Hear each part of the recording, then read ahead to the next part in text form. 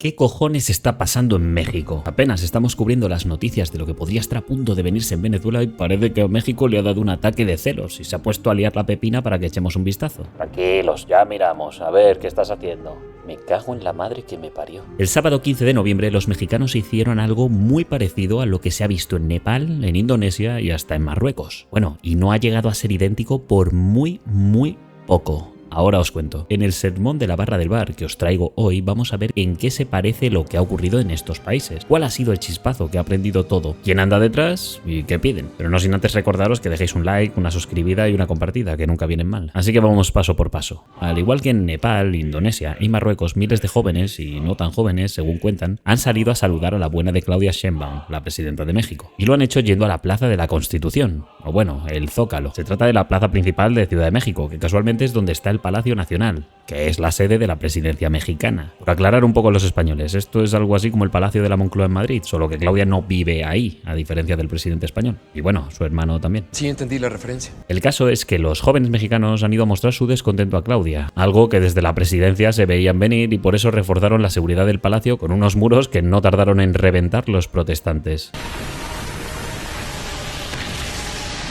Y de paso se han acercado a las puertas a pintar un par de mensajes cariñosos para Claudia. Como veis, han estado a punto de marcarse la misma que los jóvenes nepalíes, indonesios y marroquíes. Y por una sencilla razón, que están hasta los cojones. En Nepal, la corrupción del país, el mamoneo de los sueldos que se dan los políticos frente a su completa y absoluta inactividad y desatención de los problemas del pueblo provocó que la Gen Z nepalí dijese hasta aquí. No queremos tener que emigrar por vuestra incompetencia. Porque bueno, es normal que de entre tu población más joven alguno se te vaya a ver mundo y a buscar oportunidades más suculentas fuera del país. Pero cuando esto pasa de ser una aventura puntual a una necesidad de supervivencia, la cosa cambia.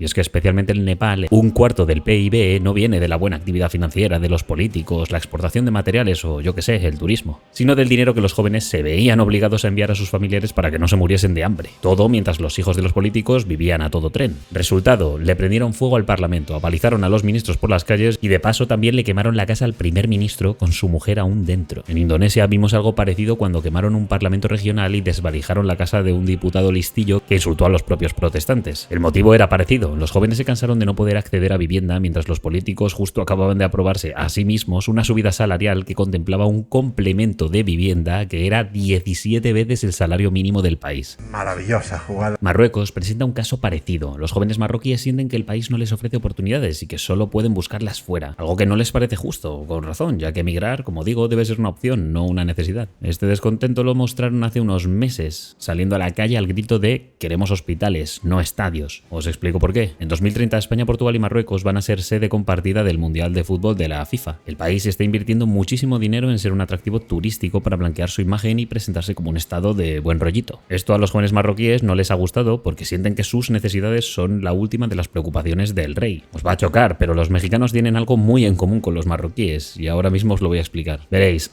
Ambos tienen un sistema democrático que es un poco de mentira. En Marruecos existe algo así como la monarquía parlamentaria que hay en España. Prestad atención porque sé que hay mucho americano que no tiene ni idea de cómo funciona esto y se piensa que el rey manda en España. En España el ciudadano vota por sus diputados y senadores y luego los diputados eligen al presidente del gobierno, que es el jefe del poder ejecutivo. El rey es una mera figura honorífica que hace las veces de dignatario internacional. Es decir, ni pincha ni corta sobre los españoles más que para hacer el paripé institucional. ¿Qué haces? Nada, absolutamente nada. ¿Pero qué? ¿Mirás tele? ¿Te tirás en la pileta? Yo no tengo nada que hacer. ¿Pero qué haces? Nunca. ¿Cómo es tu nada? ¿Cómo es tu nada? Yo nunca tengo nada que hacer. Yo voy a tu casa y ¿qué estás haciendo? Nada, absolutamente nada. ¿Pero qué? De hecho, el rey no puede hacer absolutamente nada sin el refrendo. ¿Y qué coño es esto del refrendo? Te preguntarás. Pues es una figura legal recogida en la Constitución que básicamente es la representación del pídele permiso a tu madre. O sea, el rey no puede hacer absolutamente nada sin el permiso del presidente, de un ministro o del presidente del Congreso. Cuando decimos que el rey disuelve las cámaras o convoca elecciones, lo que pasa en realidad es que el presidente le ha ordenado al rey que disuelva las cámaras y convoque elecciones. Ahora, en Marruecos la monarquía no es parlamentaria sino autoritaria. El rey no necesita el refrendo ni pollas para hacer lo que le salga del cipote cuando le apetezca. Y ahora el mexicano promedio estará diciendo, bueno, pero es que nosotros no tenemos rey. No, tenéis una dictadura, pero una dictadura civil. O bueno, teníais hasta el año 2000. Y es que en México, ahí donde lo veis, ha tenido una de las dictaduras más largas del planeta Tierra. 71 años para ser exactos. Porque la inició Plutarco Elías Calle con el PNR o el Partido Nacional Revolucionario en el año 1929 y terminó en el año 2000, 71 añitos. Esta dictadura no tiene un líder fijo como Maduro, sino un partido hegemónico. el PRI, que antes era el PNR y luego fue el PRM. Qué manía con cambiar los nombres. En este sistema, los mexicanos han ido a votar religiosamente cada 6 años para absolutamente nada. Que el presidente no se elegía por sufragio universal, sino por dedazo. Tranquilos, que esto no va a ponerse pornográfico. El dedazo era el sistema por el que el presidente saliente elegía quién iba a ser su sucesor. Y bueno, ese era el que acababa ganando las elecciones. De hecho, os va a flipar, pero claro, con este sistema de amaños se explica que ningún presidente en la historia de la democracia de México haya dejado el puesto anticipadamente porque otro partido le plantease una moción de censura por algún escándalo. A ver, estoy diciendo esto de que todo iba a dedo, pero en realidad puede que durante 71 años los presidentes que dejaban el cargo fuesen buenísimos prediciendo el futuro. Quizás lo que vimos durante 71 años es la racha de aciertos electorales más loca del mundo. Es curioso que hasta el escritor Mario Vargas Llosa dijo en su momento: México es la dictadura perfecta. La dictadura perfecta no es el comunismo, no es la Unión Soviética, no es Fidel Castro, es México. Porque es la dictadura camuflada de tal modo que puede parecer no ser una dictadura, pero tiene, de hecho, si uno escarba, todas las características de la dictadura, la permanencia, no de un hombre, pero sí de un partido que es inamovible. El caso es que esto termina, o bueno, empieza a terminar en el año 89, no porque el PRI dejase de ganar, sino porque Cuauhtémoc Cárdenas se sale del PRI y monta su propio partido aglutinando a otros partidos de izquierda. Tiene muchísimo tirón y de facto gana las elecciones, pero el PRI hizo la vieja confiable que luego copiarían Chávez y Maduro de: hostia, ha habido un apagón contando los votos, pero bueno, no os preocupéis, en realidad íbamos ganando nosotros, confía, hermano. 7.000 millones de puntos más para Gryffindor. Cárdenas sabía que había ganado él, pero no monta un numerito sabiendo que al igual se liaba parda en el país. En su lugar, y pensando a futuro, pide que se monte una junta electoral al margen del gobierno, porque claro, gobierno y PRI eran lo mismo, y no mola eso de que un partido político que es parte de una elección sea el encargado de contar los votos, por lo de separación de poderes, imparcialidad y esas cosas. Una década más tarde se acaba lo del dedazo, o bueno, la más increíble racha de aciertos electorales jamás contada, según la fe que tengáis en los políticos.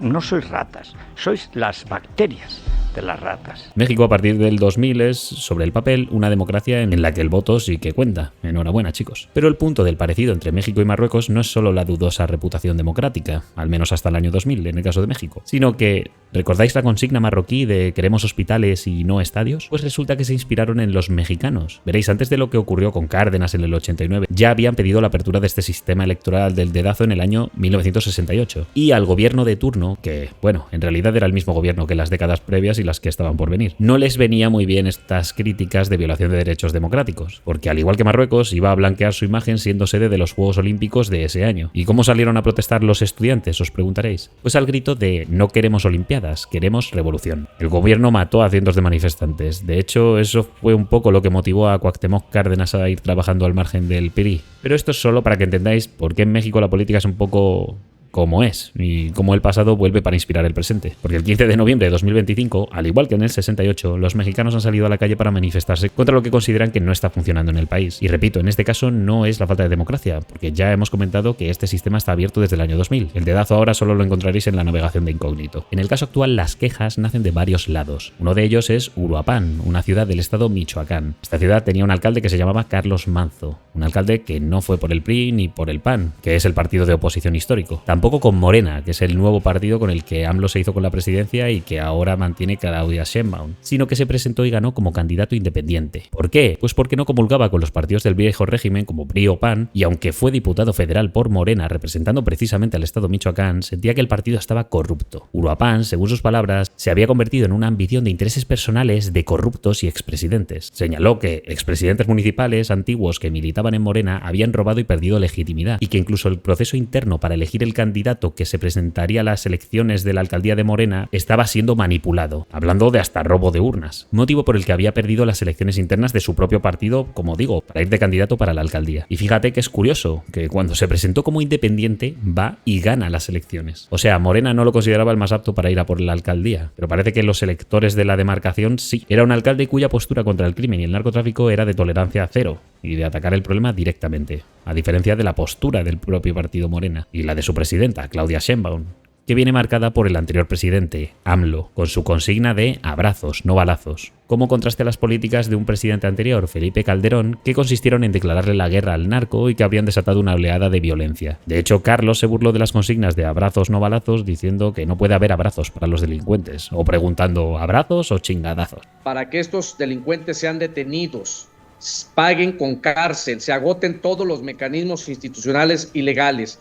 Si eso no se hace, la única opción que nos quedan es, desde luego, convocar al pueblo de Uruapan y tomar nosotros definiciones más disruptivas y más radicales. Si eso implica tomar las propias armas ante el vacío institucional del federalismo y del Estado de Derecho, es a lo que nos están orillando. A Carlos esta postura acabaría por quitarle la vida el 1 de noviembre de 2025, durante el Festival del Día de los Muertos en el centro histórico de Uruapan, la ciudad de la que había ganado la alcaldía. Recibió 7 disparos, casi todos por la espalda, causándole la muerte en minutos. El joven de 17 años que lo mató fue abatido por el equipo de seguridad, y el arma que se usó estaba vinculada al crimen organizado. Este no es el primer alcalde que muere a manos del narco y del crimen organizado en México, y seguramente no sea el último. Pero por mucho que ocurra en México, se trata de un crimen tremendamente impactante. Joder, hablamos del asesinato de un alcalde elegido democráticamente y que había sido crítico con la postura presidencial que él catalogaba como tolerante con el narco. Me pongo en el lugar del ciudadano mexicano promedio y supongo que buscaría cierta reacción de la máxima representante del país, la presidenta del gobierno, algo de fuerza y contundencia, poner el foco en esta trágica muerte y en las consecuencias que debían inevitablemente caer no solo sobre los ejecutores, sino sobre los cerebros de la ejecución. Y sin embargo, la respuesta fue tibia, con excusas y hablando de combatir la impunidad después de decir que el narco está fuera de la ley. Y claro, si está fuera del terreno de juego, así no se puede combatir con él. Regresar a la guerra contra el narco no es opción. Primero, porque está fuera del marco de la ley. Todos estos de la derecha que se llenan la boca de las palabras Estado de Derecho y defienden la guerra contra el narco. Pues la guerra contra el narco está fuera de la ley, es permiso para matar, sin ningún juicio. Y eso en México nadie o muy poquitos están de acuerdo. Y segundo, no sirvió de nada más que para aumentar los homicidios en México y el nivel de violencia. Estos llamados autoritarios, porque son autoritarios, es ir hacia el fascismo, donde no hay Estado de Derecho y donde todo es extrajudicial y donde se impone, ahí sí, la violencia del Estado. Ese es el verdadero autoritarismo, el regreso a la guerra contra el narco, porque ellos dicen que somos autoritarios, ¿no? Nosotros defendemos la ley y claro que el trabajo que se tiene que hacer para seguir pacificando el país y disminuir los delitos de alto impacto. Desde luego, la imagen que transmitió con sus declaraciones ante un antiguo compañero que se salió del partido denunciando corrupción y criminalidad y en cierto sentido demostrándola cuando gana la alcaldía tras perder internamente en el partido, pues deja mucho que desear. Tanto deja que desear que los jóvenes han encontrado en esto, así como en el hartazgo generalizado con las instituciones, el gobierno, la corrupción y el futuro incierto que se plantea por delante, un chispazo para ir a toda hostia a la plaza más importante de la capital de México a destrozar el Palacio Nacional para que desde la presidencia capten el descontento. Mensaje que, bueno, parece no estar captándose muy bien por parte de Claudia. Por eso hoy que hubo una manifestación ahí en la Ciudad de México, donde dicen que marcharon jóvenes, pero en realidad había muy pocos jóvenes, y que de manera violenta quitaron unas vallas y rompieron vidrios, decimos no a la violencia. Si uno no está de acuerdo, hay que manifestarse de manera pacífica. Nunca hay que utilizar la violencia para cambiar.